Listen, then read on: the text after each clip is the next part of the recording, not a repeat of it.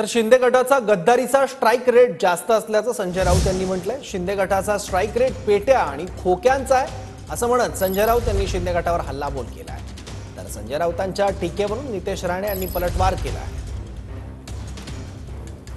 त्यांचा बेईमानीचा strike rate महाराष्ट्रात चांगला आहे। गद्दारीचा पैशाने स्ट्राईक रेट विकत घेता येतात तो त्यांनी केला।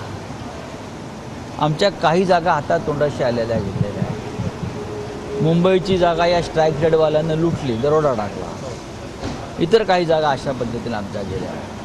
हा स्ट्राईक रेट जो आहे हा तुमच्या थैल्या आणि पेट्या आणि खोक्यांचा स्ट्राईक रेट आहे, हा जनतेचा कौल नाही। संजय राजाराम राऊतचा महिलांना शिव्या देण्याचा स्ट्राईक रेट अतिशय चांगला आहे। महिलांना धमक्या देऊन त्यांच्या घरावर दारूचा बॉटल मारण्याचा स्ट्राईक रेट संजय राजाराम राऊतचा अतिशय चांगला आहे।